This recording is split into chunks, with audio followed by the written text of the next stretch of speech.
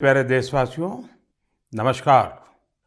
अगस्त के इस महीने में आप सभी के पत्रों, संदेशों और कार्ड्स ने मेरे कार्यालय को तिरंगामय कर दिया है। मुझे ऐसा शायद ही कोई पत्र मिला हो जिस पर तिरंगा न हो या तिरंगे और आजादी से जुड़ी बात न हो। बच्चों ने, युवा साथियों ने तो अमृत महोत्सव पर खूब सुंदर सुंदर चित्र और कलाकारी भी बनाकर भेजी है।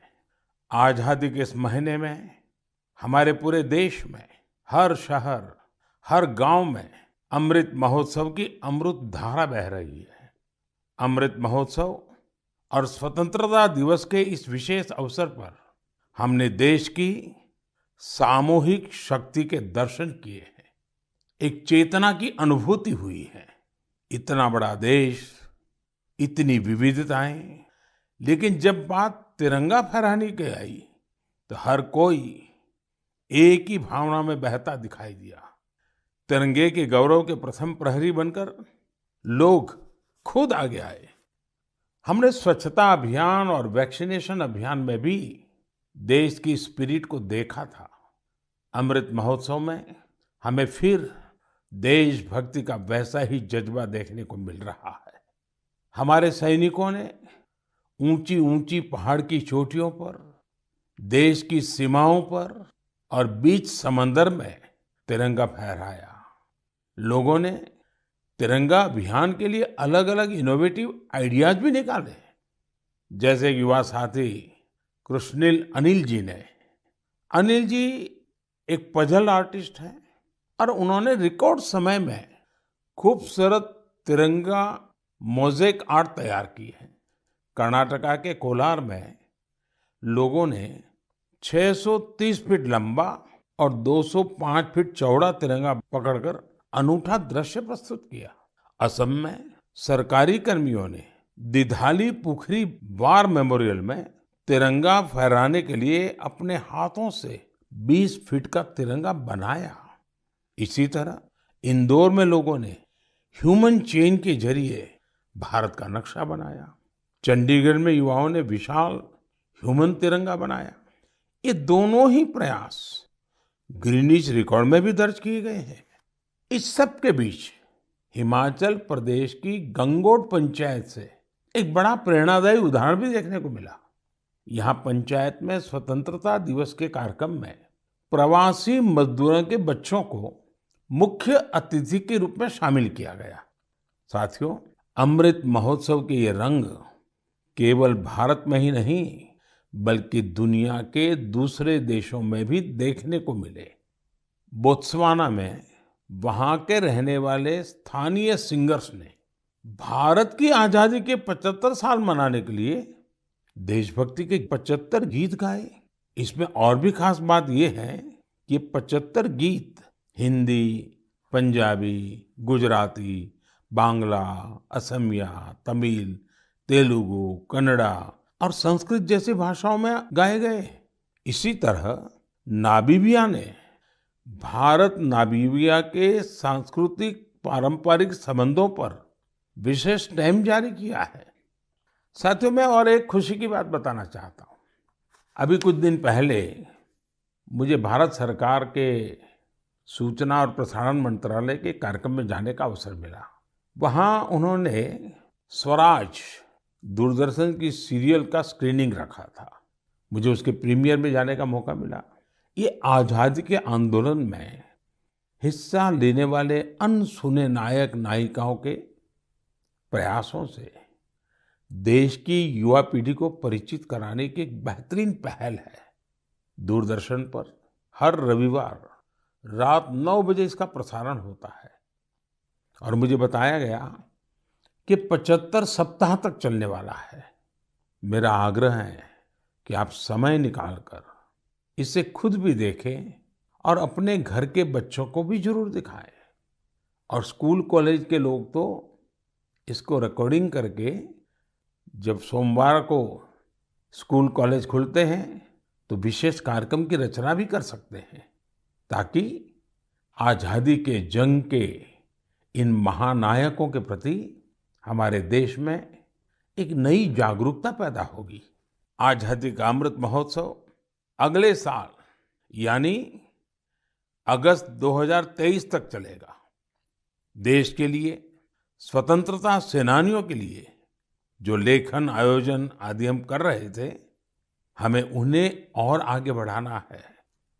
मेरे प्यारे देशवासियों, हमारे पूर्वजों का ज्ञान, हमारे पूर्वजों की दीर्घ दृष्टि और हमारे पूर्वजों का एकात्म चिंतन आज भी कितना महत्वपूर्ण है। जब उसकी गहराई में जाते हैं तो हम आश्चर्य से भर जाते हैं। हजारों साल पुराना हमारा ऋग्वेद में कहा गया है, ओमान मापो मानुषी अमृतम धात तोकाय तनयाय संयो यूयम हिष्ठा भीषजो मातृ तमा विश्वस्य स्थातु जगतो जनित्री ही। अर्थात हे जल, आप मानवता के परम मित्र हैं, आप जीवनदायिनी हैं, आपसे ही अन्न उत्पन्न होता है और आपसे ही हमारी संतानों का हित होता है। आप हमें सुरक्षा प्रदान करने वाले हैं और सभी बुराइयों से दूर रखते हैं। आप सबसे उत्तम औषधि हैं और आप ही इस ब्रह्मांड के पालनहार हैं। सोचिए, हमारी संस्कृति में हजारों वर्ष पहले जल और जल संरक्षण का महत्व समझाया गया है। जब ये ज्ञान हम आज के संदर्भ में देखते हैं तो रोमांचित हो उठते हैं, लेकिन जब इसी ज्ञान को देश अपने सामर्थ्य के रूप में स्वीकारता है तो उनकी ताकत अनेक गुना बढ़ जाती है। आपको याद होगा, मन की बात में ही 4 महीने पहले मैंने अमृत सरोवर की बात की थी। उसके बाद अलग अलग जिलों में स्थानीय प्रशासन जुटा, स्वयंसेवी संस्थाएं जुटी और स्थानीय लोग जुटे। देखते ही देखते अमृत सरोवर का निर्माण एक जन आंदोलन बन गया है। जब देश के लिए कुछ करने की भावना हो, अपने कर्तव्यों का एहसास हो, आने वाली पीढ़ियों की चिंता हो, तो सामर्थ्य भी जुड़ता है और संकल्प नेक बन जाता है। मुझे तेलंगाना के वारंगल के एक शानदार प्रयास की जानकारी मिली है। यहाँ एक नई ग्राम पंचायत का गठन हुआ है जिसका नाम है मंगत्यावाल्या थांडा। यह गांव फॉरेस्ट एरिया के करीब है। यहाँ के गांव के पास ही एक ऐसा स्थान था जहाँ मानसून के दौरान काफी पानी इकट्ठा हो जाता था। गांव वालों की पहल पर अब इस स्थान को अमृत सरोवर अभियान के तहत विकसित किया जा रहा है। इस बार मानसून के दौरान हुई बारिश में ये सरोवर पानी से लबालब भर गया है। मैं मध्य प्रदेश के मंडला में मोचा ग्राम पंचायत में बने अमृत सरोवर के बारे में भी आपको बताना चाहता हूँ। ये अमृत सरोवर कान्हा राष्ट्रीय उद्यान के पास बना है और इससे इस इलाके की सुंदरता को और बढ़ा दिया है। उत्तर प्रदेश के ललितपुर में नवनिर्मित शहीद भगत सिंह अमृत सरोवर भी लोगों को काफी आकर्षित कर रहा है। यहाँ की निवारी ग्राम पंचायत में बना यह सरोवर 4 एकड़ में फैला हुआ है। सरोवर के किनारे हुआ वृक्षारोपण इसकी शोभा को बढ़ा रहा है। सरोवर के पास लगे 35 फीट ऊंचे तिरंगे को देखने के लिए भी दूर दूर से लोग आ रहे हैं। अमृत सरोवर का यह अभियान कर्नाटका में भी जोरों पर चल रहा है। यहाँ के बागलकोट जिले के बिल्केरूर गांव में लोगों ने बहुत सुंदर अमृत सरोवर बनाया है। दरअसल इस क्षेत्र में पहाड़ से निकले पानी की वजह से लोगों को बहुत मुश्किल होती थी। किसानों और उनकी फसलों को भी नुकसान पहुंचता था। अमृत सरोवर बनाने के लिए गांव के लोग सारा पानी चैनलाइज करके एक तरफ ले आए। इससे इलाके में बाढ़ की समस्या भी दूर हो गई। अमृत सरोवर अभियान हमारी आज की अनेक समस्याओं का समाधान तो करता ही है, हमारी आने वाली पीढ़ियों के लिए भी उतना ही आवश्यक है। इस अभियान के तहत कई जगहों पर पुराने जलाशयों का भी कायाकल्प किया जा रहा है। अमृत सरोवर का उपयोग पशुओं की प्यास बुझाने के साथ ही खेती किसानी के लिए भी हो रहा है। इन तालाबों की वजह से आसपास के क्षेत्रों का ग्राउंड वाटर टेबल बढ़ा है, वहीं इनके चारों ओर हरियाली भी बढ़ रही है। इतना ही नहीं, कई जगह लोग अमृत सरोवर में मछली पालन की तैयारियों में भी जुटे हैं। मेरा आप सभी से और खासकर मेरे युवा साथियों से आग्रह है कि आप अमृत सरोवर अभियान में बढ़ चढ़ करके हिस्सा लें और जल संचय और जल संरक्षण के इन प्रयासों को पूरी से पूरी ताकत दें, उसको आगे बढ़ाएं। मेरे प्यारे देशवासियों, असम के बोंगाई गांव में एक दिलचस्प परियोजना चलाई जा रही है, प्रोजेक्ट संपूर्णा।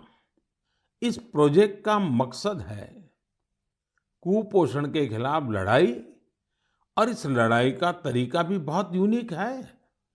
इसके तहत किसी आंगनवाड़ी केंद्र के एक स्वस्थ बच्चे की मां एक कुपोषित बच्चे की मां से हर सप्ताह मिलती है और पोषण से संबंधित सारी जानकारियों पर चर्चा करती है। यानी एक मां दूसरी मां की मित्र बन उसकी मदद करती है, उसे सीख देती है। इस प्रोजेक्ट की मदद से इस क्षेत्र में एक साल में 90% से ज्यादा बच्चों में कुपोषण दूर हुआ है। आप कल्पना कर सकते हैं, क्या कुपोषण दूर करने में गीत संगीत और भजन का भी इस्तेमाल हो सकता है? मध्य प्रदेश के दतिया जिले में मेरा बच्चा अभियान, इस मेरा बच्चा अभियान में इसका सफलतापूर्वक प्रयोग किया गया। इसके तहत जिले में भजन कीर्तन आयोजित हुए, जिसमें पोषण गुरु कहलाने वाले शिक्षकों को बुलाया गया। एक मटका कार्यक्रम भी हुआ। इसमें महिलाएं आंगनवाड़ी केंद्र के लिए मुट्ठी भर अनाज लेकर आती हैं और इसी अनाज से शनिवार को बाल भोज का आयोजन होता है। इससे आंगनवाड़ी केंद्रों में बच्चों की उपस्थिति बढ़ने के साथ ही कुपोषण भी कम हुआ है। कुपोषण के प्रति जागरूकता बढ़ाने के लिए एक यूनिक अभियान झारखंड में भी चल रहा है। झारखंड के गिरिडीह में सांप सीढ़ी का एक गेम तैयार किया गया है।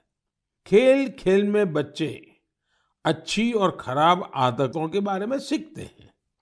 साथियों, कुपोषण से जुड़े इतने सारे अभिनव प्रयोगों के बारे में मैं आपको इसलिए बता रहा हूं क्योंकि हम सबको भी आने वाले महीने में इस अभियान से जुड़ना है। सितंबर का महीना त्योहारों के साथ साथ पोषण से जुड़े बड़े अभियान को भी समर्पित है। हम हर साल 1 से 30 सितंबर के बीच पोषण माह मनाते हैं। कुपोषण के खिलाफ पूरे देश में अनेक क्रिएटिव और डाइवर्स एफर्ट्स किए जा रहे हैं। टेक्नोलॉजी का बेहतर इस्तेमाल और जन भागीदारी भी पोषण अभियान का महत्वपूर्ण हिस्सा बना है। देश में लाखों आंगनवाड़ी कार्यकर्ताओं को मोबाइल डिवाइस देने से लेकर आंगनवाड़ी सेवाओं की पहुंच को मॉनिटर करने के लिए पोषण ट्रैकर भी लॉन्च किया गया है। सभी एस्पिरेशनल डिस्ट्रिक्ट्स और नॉर्थ ईस्ट के राज्यों में 14 से 18 साल की बेटियों को भी पोषण अभियान के दायरे में लाया गया है। कुपोषण की समस्या का निराकरण इन कदमों तक ही सीमित नहीं है। इस लड़ाई में दूसरी कई और पहल की भी अहम भूमिका है। उदाहरण के तौर पर जल जीवन मिशन को ही ले तो भारत को कुपोषण मुक्त कराने में इस मिशन का भी बहुत बड़ा असर होने वाला है। कुपोषण की चुनौतियों से निपटने में सामाजिक जागरूकता से जुड़े प्रयास महत्वपूर्ण भूमिका निभाते हैं। मैं आप सभी से आग्रह करूंगा कि आप आने वाले पोषण माह में कुपोषण या मालन्यूट्रिशन को दूर करने के प्रयासों में हिस्सा जरूर लें। मेरे प्यारे देशवासियों, चेन्नई से श्रीदेवी वरदराजन जी ने मुझे एक रिमाइंडर भेजा है। उन्होंने माय गॉव पर अपनी बात कुछ इस प्रकार से लिखी है। नए साल के आने में अब 5 महीने से भी कम समय बचा है और हम सब जानते हैं कि आने वाला नया साल इंटरनेशनल ईयर ऑफ मिलेट्स के तौर पर मनाया जाएगा। उन्होंने मुझे देश का एक मिलेट मैप भी भेजा है।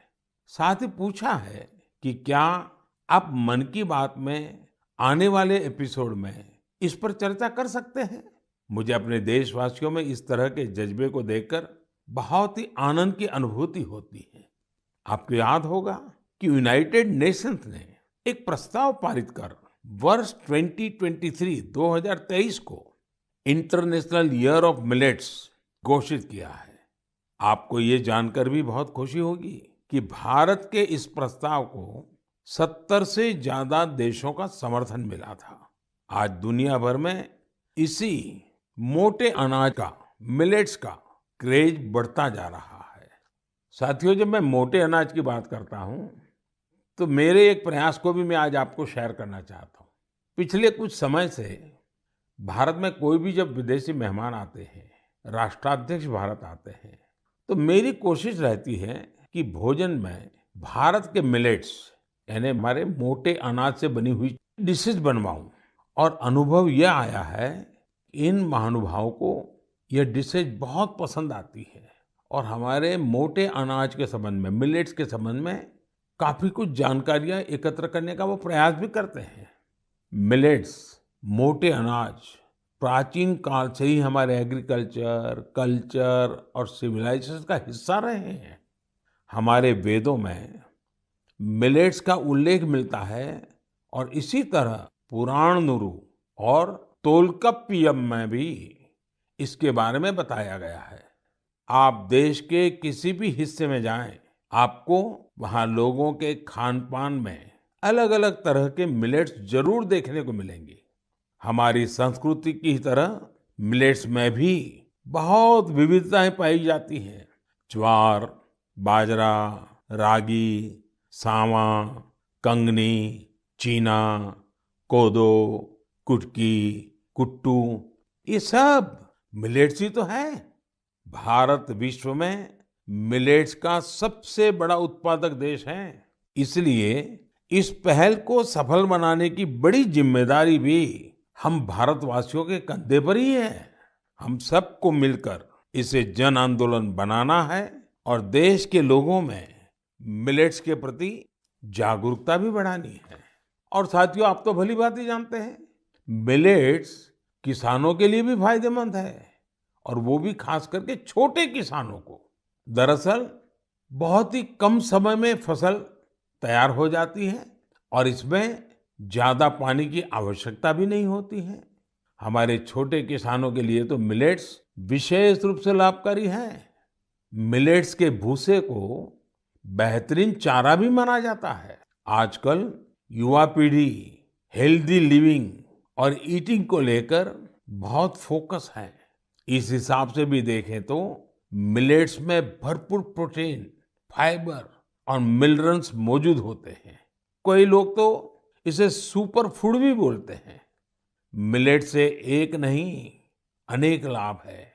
ओबेसिटी को कम करने के साथ ही डायबिटीज, हाइपरटेंशन और हार्ट रिलेटेड डिसीज के खतरे को भी कम करते हैं। इसके साथ ही ये पेट और लीवर की बीमारियों से बचाव में भी मददगार है। थोड़ी देर पहले ही हमने कुपोषण के बारे में बात की है। कुपोषण से लड़ने में भी मिलेट्स काफी लाभदायक है क्योंकि ये प्रोटीन के साथ साथ एनर्जी से भी भरे होते हैं।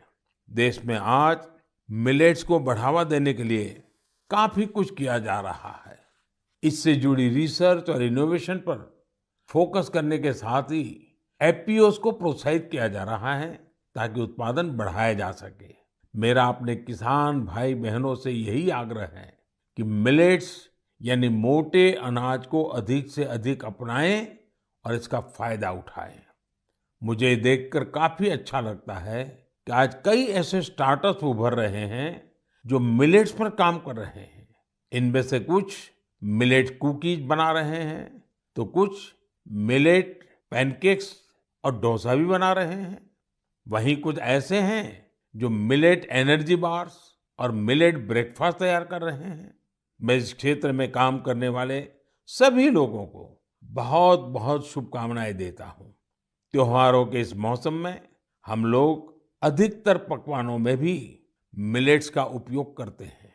आप अपने घरों में बने ऐसे पकवानों की तस्वीरें सोशल मीडिया पर जरूर शेयर करें ताकि लोगों के बीच मिलेट्स को लेकर जागरूकता बढ़ाने में मदद मिले। मेरे प्यारे देशवासियों, अभी कुछ दिन पहले मैंने अरुणाचल प्रदेश के सियांग जिले में जोरसिंग गांव की एक खबर देखी। ये खबर एक ऐसे बदलाव के बारे में थी जिसका इंतजार इस गांव के लोगों को कई वर्षों से था। दरअसल जोरसिंग गांव में इसी महीने स्वतंत्रता दिवस के दिन से 4G इंटरनेट की सेवाएं शुरू हो गई हैं। जैसे पहले कभी गांव में बिजली पहुंचने पर लोग खुश होते थे, अब नए भारत में वैसी ही खुशी 4G पहुंचने पर होती है। अरुणाचल और नॉर्थ ईस्ट के दूर सुदूर इलाकों में 4G के तौर पर एक नया सूर्योदय हुआ है। इंटरनेट कनेक्टिविटी एक नया सवेरा लेकर आई है। जो सुविधाएं कभी सिर्फ बड़े शहरों में होती थी, वो डिजिटल इंडिया ने गांव-गांव में पहुंचा दी है। इस वजह से देश में नए डिजिटल एंटरप्रेन्योर पैदा हो रहे हैं। राजस्थान के अजमेर जिले के सेठा सिंह रावत जी दर्जी ऑनलाइन ई स्टोर चलाते हैं। आप सोचेंगे ये क्या काम हुआ? दर्जी ऑनलाइन, दरअसल सेठा सिंह रावत कोविड के पहले टेलरिंग का काम करते थे। कोविड आया तो रावत जी ने उस चुनौती को मुश्किल नहीं बल्कि अवसर के रूप में लिया।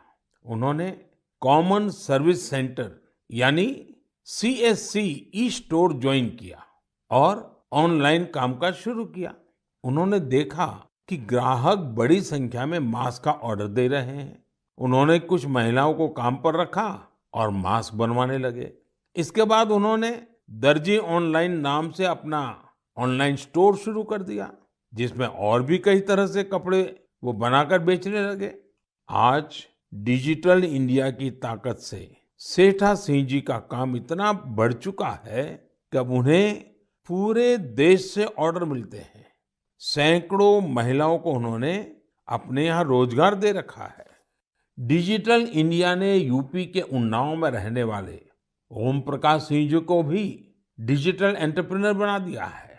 उन्होंने अपने गांव में 1000 से ज्यादा ब्रॉडबैंड कनेक्शन स्थापित किए हैं। ओम प्रकाश जी ने अपने कॉमन सर्विस सेंटर के आसपास निशुल्क वाईफाई जोन का भी निर्माण किया है, जिससे जरूरतमंद लोगों की बहुत मदद हो रही है। ओम प्रकाश जी का काम अब इतना बढ़ गया है कि उन्होंने 20 से ज्यादा लोगों को नौकरी पर रख लिया है।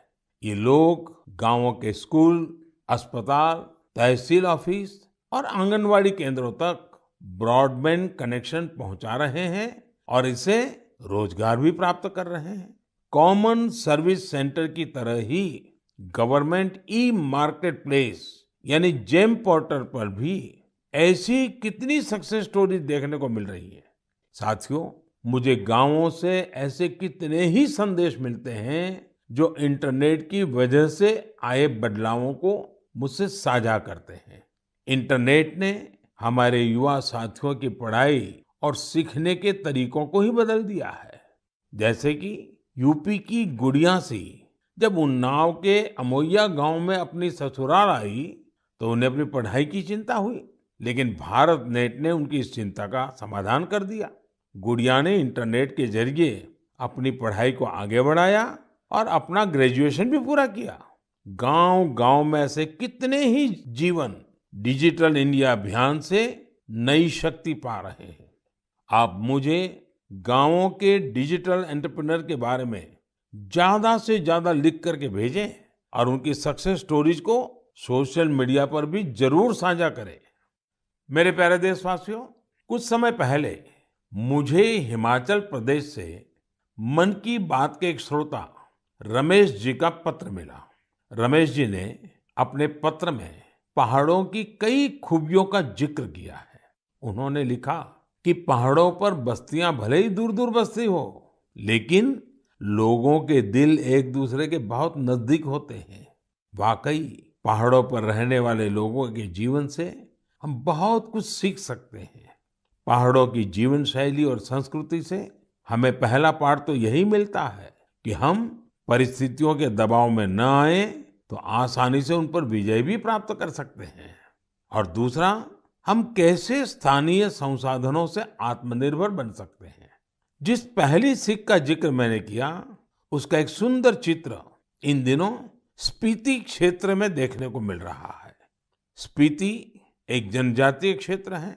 यहाँ इन दिनों मटर तोड़ने का काम चलता है। पहाड़ी खेतों पर ये एक मेहनत भरा और मुश्किल काम होता है, लेकिन यहाँ गांव की महिलाएं इकट्ठा होकर एक साथ मिलकर एक दूसरे के खेतों से मटर तोड़ती है। इस काम के साथ साथ महिलाएं स्थानीय गीत छपरा माझी छपरा ये भी गाती हैं। यानी यहाँ आपसी सहयोग भी लोक परंपरा का एक हिस्सा है। स्पीति में स्थानीय संसाधनों के सदुपयोग का भी बेहतरीन उदाहरण मिलता है। स्पीति में किसान जो गाय पालते हैं, उनके गोबर को सुखाकर बोरियों में भर लेते हैं। जब सर्दियां आती हैं तो इन बोरियों को गाय के रहने की जगह में, जिसे यहाँ खुड कहते हैं, उसमें बिछा दिया जाता है। बर्फबारी के बीच ये बोरियां गायों को ठंड से सुरक्षा देती हैं। सर्दियां जाने के बाद यही गोबर खेतों में खाद के रूप में इस्तेमाल किया जाता है। यानी पशुओं के वेस्ट से ही उनकी सुरक्षा भी और खेतों के लिए खाद भी। खेती की लागत भी कम और खेत में उपज भी ज्यादा। इसलिए तो ये क्षेत्र इन दिनों प्राकृतिक खेती के लिए भी एक प्रेरणा बन रहा है। साथियों, इसी तरह के कई सराहनीय प्रयास हमारे एक और पहाड़ी राज्य उत्तराखंड में भी देखने को मिल रहे हैं। उत्तराखंड में कई प्रकार के औषधि और वनस्पतियां पाई जाती है, जो हमारे सेहत के लिए बहुत फायदेमंद होती है। उन्हीं में से एक फल है बेडू। इसे हिमालयन फिग के नाम से भी जाना जाता है। इस फल में खनिज और विटामिन भरपूर मात्रा में पाए जाते हैं। लोग फल के रूप में तो इसका सेवन करते ही हैं, साथ ही कई बीमारियों के इलाज में भी इसका उपयोग होता है। इस फल की इन्हीं खूबियों को देखते हुए अब बेडू के जूस, इससे बने जैम, चटनी, अचार और इन्हें सुखाकर तैयार किए गए ड्राई फ्रूट को बाजार में उतारा गया है। पिथौरागढ़ प्रशासन की पहल और स्थानीय लोगों के सहयोग से बेडू को बाजार तक अलग-अलग रूपों में पहुंचाने में सफलता मिली है। बेडू को पहाड़ी अंजीर के नाम से ब्रांडिंग करके ऑनलाइन मार्केट में भी उतारा गया है। इससे किसानों को आय का नया स्रोत तो मिला ही है, साथ ही बेडू के औषधीय गुणों का फायदा दूर दूर तक पहुंचने लगा है। मेरे प्यारे देशवासियों, मन की बात में आज शुरुआत में हमने आजादी के अमृत महोत्सव के बारे में बात की है। स्वतंत्रता दिवस के एक महान पर्व के साथ साथ आने वाले दिनों में और भी कई पर्व आने वाले हैं। अभी कुछ दिन बाद ही भगवान गणेश की आराधना का पर्व गणेश चतुर्थी है। गणेश चतुर्थी यानी गणपति बप्पा के आशीर्वाद का पर्व। गणेश चतुर्थी के पहले ओणम का पर्व भी शुरू हो रहा है। विशेष रूप से केरला में ओणम शांति और समृद्धि की भावना के साथ मनाया जाएगा। 30 अगस्त को हरतालिका तीज भी है। ओडिशा में 1 सितंबर को नुआखाई का पर्व भी मनाया जाएगा। नुआखाई का मतलब ही होता है नया खाना, यानी ये भी दूसरे कई पर्वों की तरह ही हमारी कृषि परंपरा से जुड़ा त्योहार है। इसी बीच जैन समाज का संवत्सरी पर्व भी होगा। हमारे ये सभी पर्व हमारी सांस्कृतिक समृद्धि और जीवंतता के पर्याय हैं। मैं आप सभी को इन त्योहारों और विशेष अवसरों के लिए शुभकामनाएं देता हूं। इन पर्वों के साथ साथ कल 29 अगस्त को मेजर ध्यानचंद जी की जन्म जयंती पर राष्ट्रीय खेल दिवस भी मनाया जाएगा।